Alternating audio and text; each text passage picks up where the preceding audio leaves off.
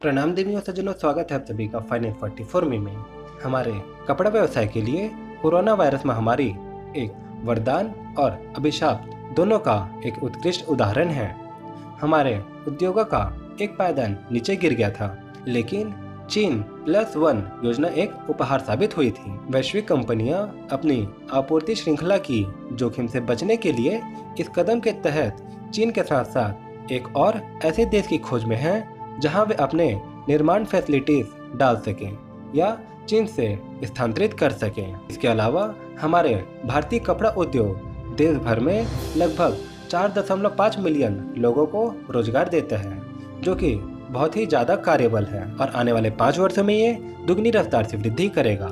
भारत को आदर्श +1 के रूप में देखा जा रहा है, मतलब एक प्रकार से चीन के विकल्प के रूप में देखा जा रहा है। लेकिन क्या भारत इस मौके का सही से इस्तेमाल कर पाएगा या नहीं, ये तो आने वाला वक्त ही बताएगा। फिलहाल चलिए कुछ बिंदुओं की मदद से भारतीय कपड़ा बाजार के बारे में देखते हैं। भारत दुनिया के कपास का 25% उत्पादन करता है और इसकी श्रम लागत बहुत कम है, जिससे घरेलू मांग बढ़ रही है। और हाल ही में सरकारी नियम भारत में ईज ऑफ डूइंग बिजनेस में सुधार कर रहे हैं। विदेशी निवेश के साथ हमारे निर्माण बुनियादी ढांचे और आपूर्ति श्रृंखला में सुधार हुआ है। अन्य देशों को निर्यात अचानक रूप से बढ़ता देखा गया, जो कि हमारे कुल निर्यात राजस्व का लगभग 1/3 योगदान देता है। ये अभी खत्म नहीं हुआ। भारतीय कपड़ा उद्योग ने दुनिया को दिखा दिया है कि वह कुछ ही महीनों में क्या कर सकता है।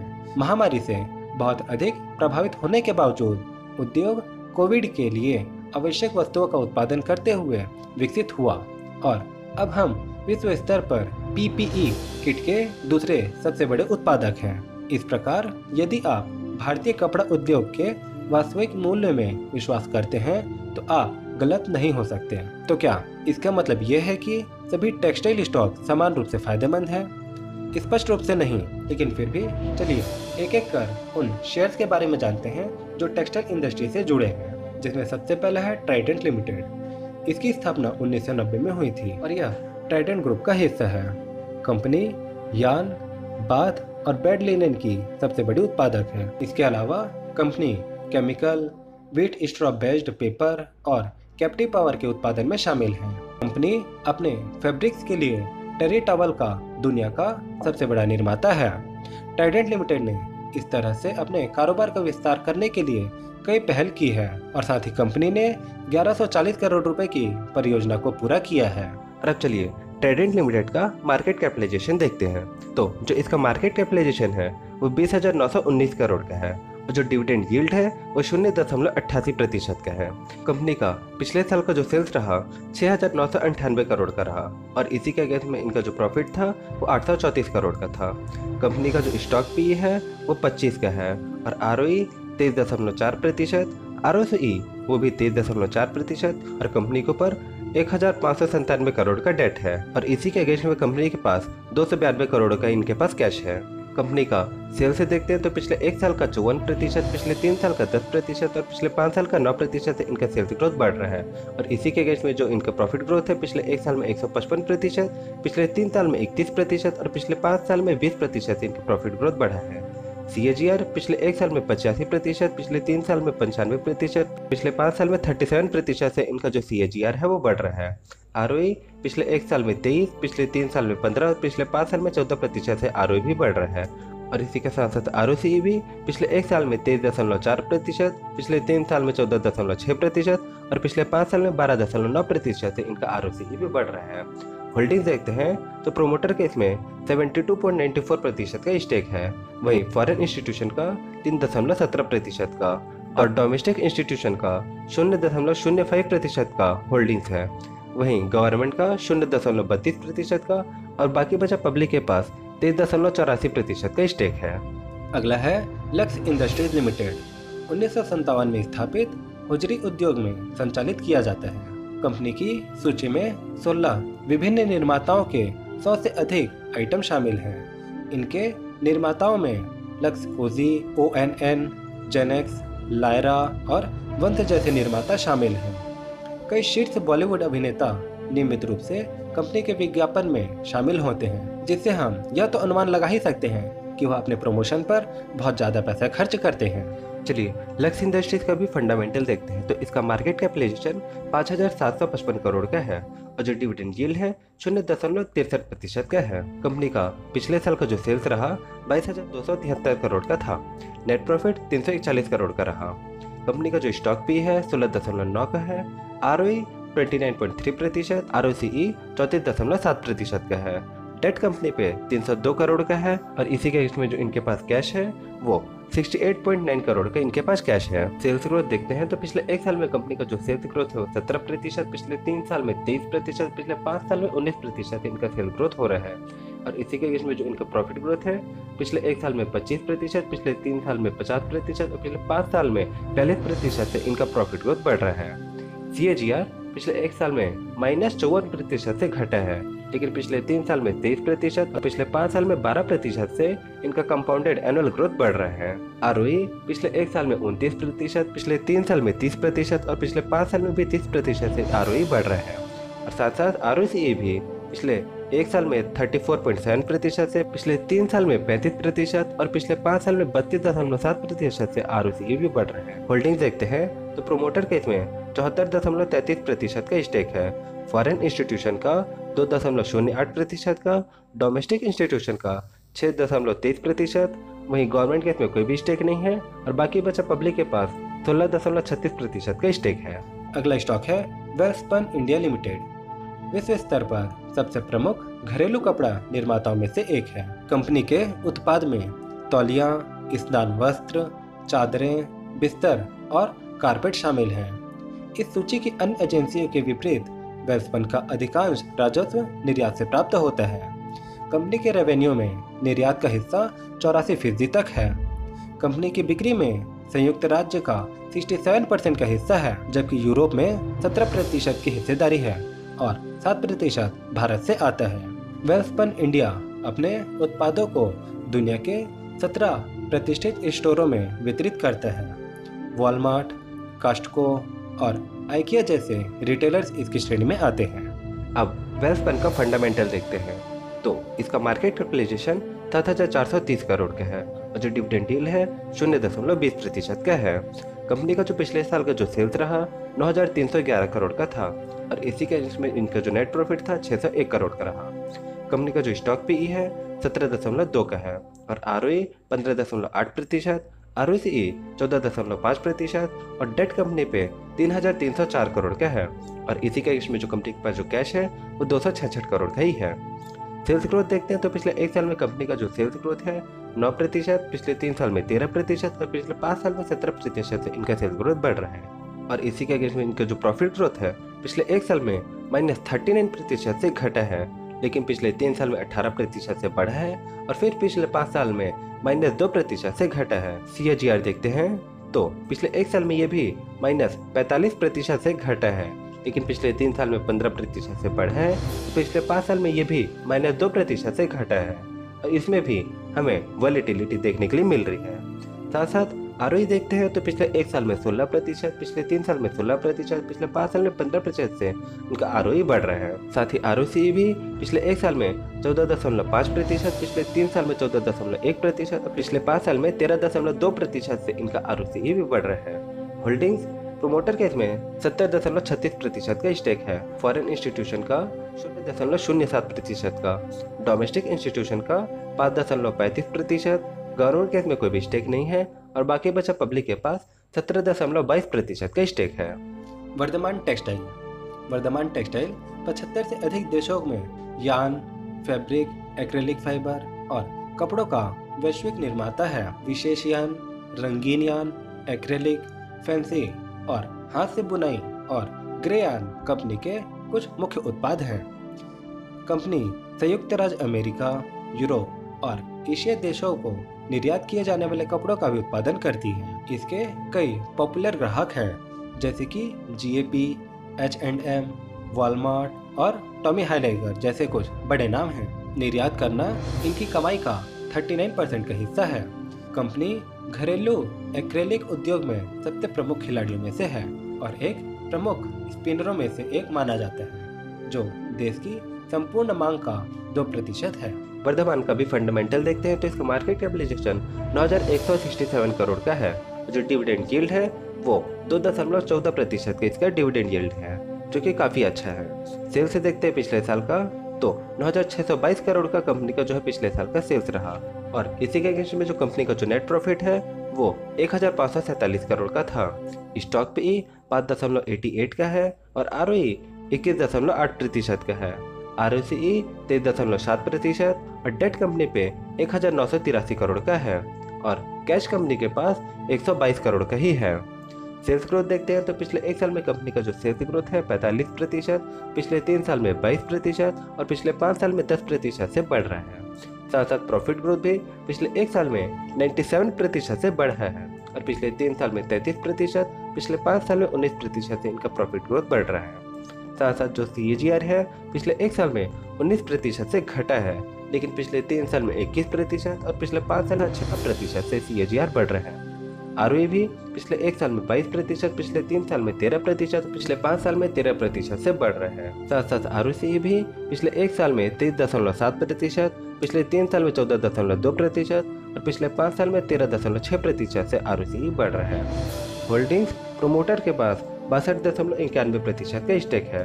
फॉरेन इंस्टीट्यूशन का 7.51%, डोमेस्टिक इंस्टीट्यूशन का 16.56% का इसमें स्टेक है और बाकी बचा पब्लिक के पास 13.01% का स्टेक है। संगम इंडिया लिमिटेड।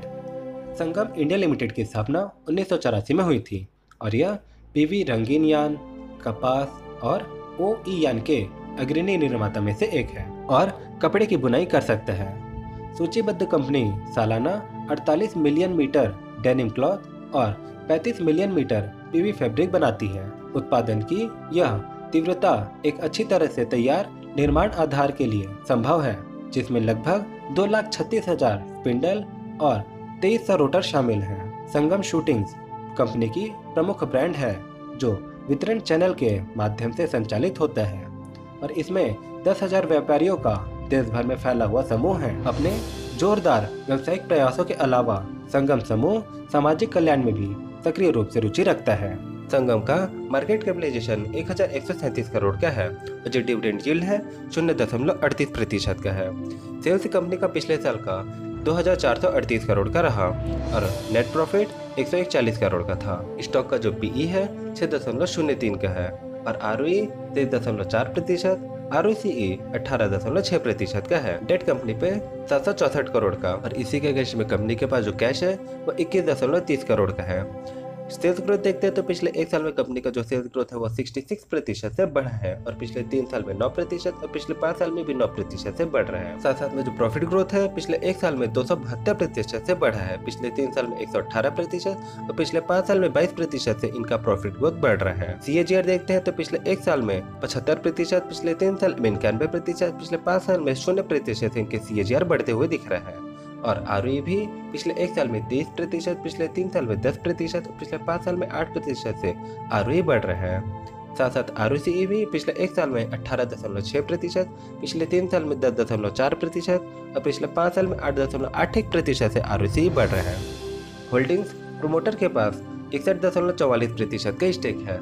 फॉरेन इंस्टीट्यूशन का 0.52% का, डोमेस्टिक इंस्टीट्यूशन का 0.02% का स्टेक है और बाकी बचा पब्लिक के पास 38.02% का स्टेक है। डॉलर इंडस्ट्रीज लिमिटेड 2012 में डॉलर इंडस्ट्रीज लिमिटेड भारत में सबसे अच्छे टेक्सटाइल शेयर में से एक रूप में विकसित हुआ, जिसकी 15% के बाजार हिस्सेदारी है और भारतीय होजियरी उद्योग के संपूर्ण उत्पादन में फैब्रिक के निर्यात का एक महत्वपूर्ण हिस्सा है।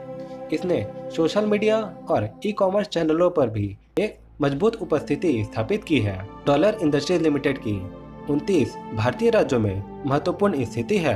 इतना ही नहीं बल्कि उत्पादों का विस्तार भारत की सीमाओं के बाहर भी हुआ, जो संयुक्त अरब अमीरात और मध्य पूर्व में सबसे लोकप्रिय भारतीय इनरवियर ब्रांड बन गया है।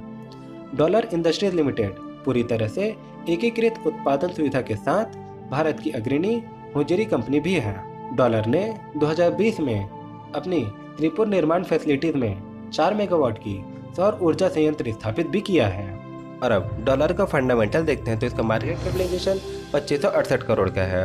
और जो डिविडेंड यील्ड है 0.66% का है। कंपनी का जो पिछले साल का जो सेल्स रहा 1350 करोड़ का था और जो नेट प्रॉफिट था वो 146 करोड़ का रहा। स्टॉक पे 17.6 का है और ROE 3.9% का, ROCE 26.8% का है और कंपनी के पास जो डेट है 206 करोड़ का डेट है और इसी के अगेंस्ट में जो कंपनी के पास जो कैश है वो 0.51 करोड़ का है। सेल्स ग्रोथ देखते हैं तो पिछले एक साल में 30%, पिछले 3 साल में 9%, पिछले 5 साल में भी 9% से इनका सेल्स ग्रोथ बढ़ रहा है। लेकिन प्रॉफिट ग्रोथ जो है पिछले एक साल में 67%, पिछले 3 साल में 25% और पिछले 5 साल में 37% से इनका प्रॉफिट ग्रोथ बढ़ रहा है। CAGR पिछले एक साल में 22%, पिछले 3 साल में 34%, पिछले एक साल में 1% से इनका CAGR बढ़ रहा है। साथ साथ ROE एक साल में 24, 3 साल में 19 और पिछले 5 साल में 20% से ROE भी बढ़ रहा है। पिछले एक साल में 26.8%, पिछले 3 साल में 20.4% और पिछले 5 साल में 21.2% से इनका ROCE भी बढ़ रहा है। स्टेक देखते हैं तो प्रमोटर के पास 72.91% का स्टेक है। वहीं फॉरेन इंस्टीट्यूशन का 0.48%, डोमेस्टिक इंस्टीट्यूशन का 1.69% और बाकी बचा पब्लिक के पास 24.91% का स्टेक है। रेमंड संगठन। रेमंड एक व्यापक कंपनी है जिसका कपड़ा और परिधान क्षेत्रों में अधिकांश व्यावसायिक हिस्सा है। साथ ही घरेलू और अंतर्राष्ट्रीय दोनों बाजारों में FMCG, रियल एस्टेट, इंजीनियरिंग और पेट्रोकेमिकल्स जैसे कई क्षेत्रों में उपस्थिति भी है। रेमंड को पिछले 9 दशकों में अपने ग्राहकों को दुनिया भर में भव्यता और रमणीय वस्तुएं प्रदान करने का श्रेय दिया जाता है, जिन्होंने 1000 मिलियन से अधिक ग्राहकों की सराहनीयता प्राप्त किया है। रेमंड डेनिम के क्षेत्र में एक महत्वपूर्ण और महत्वाकांक्षी खिलाड़ी है जो दुनिया के सबसे प्रसिद्ध जींस वियर ब्रांडों के लिए उच्च गुणवत्ता वाले रिंग डेनिम के पसंदीदा आपूर्तिकर्ताओं में से एक है। और अब सबसे अंत में रेमंड का फंडामेंटल देखते हैं तो इसका मार्केट कैपिटलाइजेशन जब मैं ये वीडियो बना रहा हूँ तो 6437 करोड़ का है और जो डिविडेंड यील्ड है 0.31% का है। कंपनी का जो पिछले साल का जो सेल्स रहा 6179 करोड़ का था और जो नेट प्रॉफिट है 260 करोड़ का रहा। स्टॉक पे 17.8 का है, ROE 16.2% का, ROCE 13.2% और डेट कंपनी पे 2327 करोड़ का है और इसी के अगेंस्ट में कंपनी के पास 336 करोड़ का ही कैश है। सेल्स ग्रोथ देखते हैं तो पिछले एक साल में पॉजिटिवली 79% से बढ़ा है, लेकिन पिछले 3 साल में -2% से घटा है और पिछले 5 साल में 3% से सेल्स ग्रोथ बढ़ रहा है। साथ में इनका जो प्रॉफिट ग्रोथ है पिछले एक साल में 228%, पिछले 3 साल में 28%, पिछले 5 साल में 65% से इनका प्रॉफिट ग्रोथ बढ़ रहा है। साथ में CAGR पिछले एक साल में 118%, पिछले 3 साल में 16% और पिछले 5 साल में 5% से इनके CAGR बढ़ रहा है। साथ में ROE पिछले एक साल में 16%, पिछले 3 साल में 4 और पिछले 5 साल में 5% से इनका ROE भी बढ़ रहा है। ROCE पिछले एक साल में 13.2%, पिछले 3 साल में 16.13%, पिछले 5 साल में 7.76% से ROCE बढ़ रहा है। होल्डिंग देते हैं तो प्रोमोटर के इसमें 49.16% का स्टेक है। वहीं फॉरेन इंस्टीट्यूशन का 14.18% और डोमेस्टिक इंस्टीट्यूशन का 4.90% का स्टेक है। बाकी बचा पब्लिक के पास 31.76% का स्टेक है। शेष विश्व की तुलना में भारतीय कपड़ा क्षेत्र उत्कृष्ट और विशिष्ट है। इससे उनके शेयर्स को कई तरह से फायदा होता है। कपड़ा उद्योग में निवेश करते समय निवेशकों को नई समस्याओं के बारे में पता होना चाहिए। इसमें लगातार कीमतों में उतार चढ़ाव और त्योहारी सीजन के फायदे शामिल हैं। तो आप किसका इंतजार कर रहे हैं? नीचे दिए गए लिंक से भारत में इन टेक्सटाइल शेयरों पर शोध करके अपनी निवेश यात्रा शुरू करिए। निवेश करने के लिए आप अपस्टॉक का इस्तेमाल कर सकते हैं, जो कि बहुत ही अच्छा एप्लीकेशन है और इसका लिंक आपको डिस्क्रिप्शन में मिल जाएगा। अब ये तो मैंने कुछ अपने फायदे के लिए बोल दिया, अब आपके फायदे के लिए बोलता हूँ कि दोस्तों, अगर आपको ये वीडियो अच्छा लगा हो तो लाइक जरूर करिए, क्योंकि आपके लाइक करने से YouTube के एल्गोरिदम को पता चलता है कि ये जो वीडियो है एक इन्फॉर्मेटिव है और नॉलेजेबल वीडियो है, जिससे कि फिर YouTube इस वीडियो को और दूसरों लोगों तक का पहुंचाता है। साथ ही इस वीडियो को अपने उन दोस्तों के साथ जरूर शेयर करिएगा जो टेक्सटाइल इंडस्ट्री में निवेश करना चाहते हैं या फिर टेक्सटाइल इंडस्ट्री के बारे में जानना चाहते हैं। और टेक्सटाइल इंडस्ट्री की तरह ही दोस्तों हमने पावर सेक्टर और इलेक्ट्रिक व्हीकल में आने वाले जो सेक्टर है उन कंपनीज के बारे में भी डिस्कस किया है, और उसमें कुछ जो फंडामेंटल है और उनकी जो बेसिक जानकारी है इस चैनल पे उनके बारे में भी जानकारी दी है, जिसे आप चैनल विजिट करके देख सकते हैं।